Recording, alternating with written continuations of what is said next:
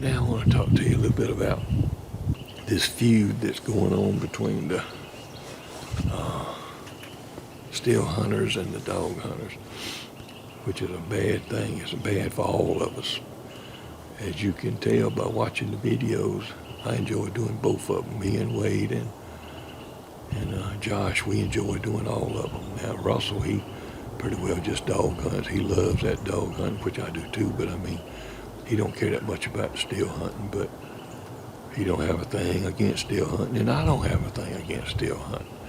Where the problem comes in is when the still hunters start trying to stop dog hunting, and the dog hunters start coming against the still hunters, and the anti-hunters is just stirring this up the whole time.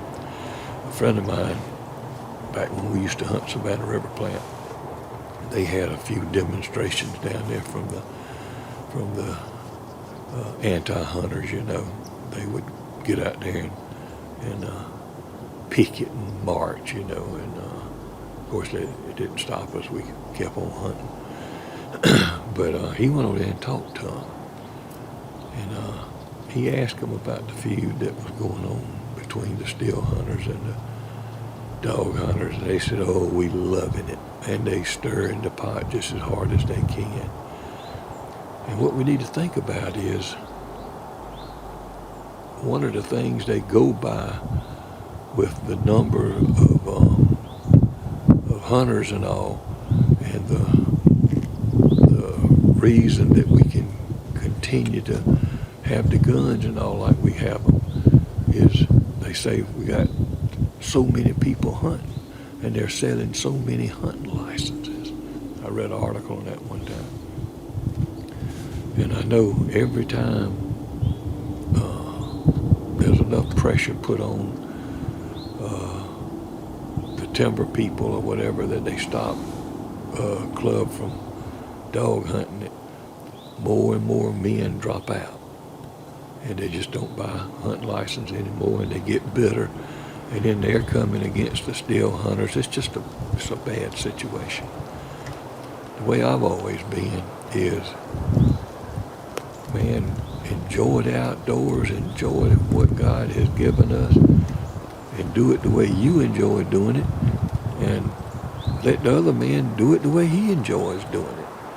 And if we could just, I know the dog hunters, we're trying to do everything we can to cut down on our dogs getting on other people's property. People are putting a lot of money in those new GPS trackers because they can see right where the dog's at, and they can get to them a lot quicker. And they're downsizing, a lot of them downsizing the dogs and going to beagles because they don't seem like they run as far as the old big dogs. So anyway, they're putting a lot of money in trying to satisfy the still hunters more. Now there's a lot of still hunters. I know there's a couple of tracks we got that they want to know. Some of them want to know when we go hunt it because they got some property adjoining us. And boy, today we go hunt it. They go over there and get up in their stands, and we hear them shooting all the time. And there's some game management property over there not far from another track we got. And I've heard the rifles just a popping over there whenever the dogs are running there. And so not all still hunters dislike dog hunting because they know that whenever them dogs get out there, the deer are more apt to be moving. But instead of fighting against each other like we're doing, let's try to let the other man, just because he don't hunt like you hunt or like I hunt, don't mean that he's wrong. And there's just too many people out there that say, if you don't do it like I do it, you're doing it wrong. And I'm gonna stop the way you're doing it. It's not a good situation.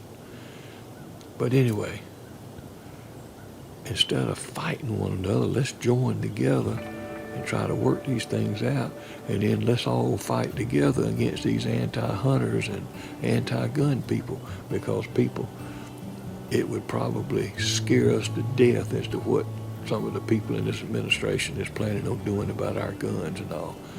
And believe me, they love this kind of stuff, us feuding among one another. One more thing about our dog hunting club. If you'll watch it, you'll see all those kids involved in it, where, it's sort of like a family with us, with the dog clubs. And most dog clubs is like that.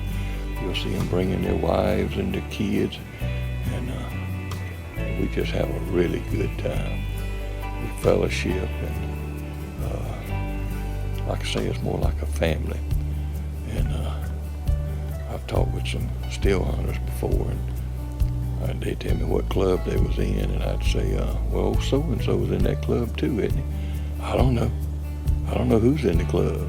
And where you have, with us, we got about probably 2,500 acres, and we got it broke up into 3 hunts, and that's something else we do, trying to,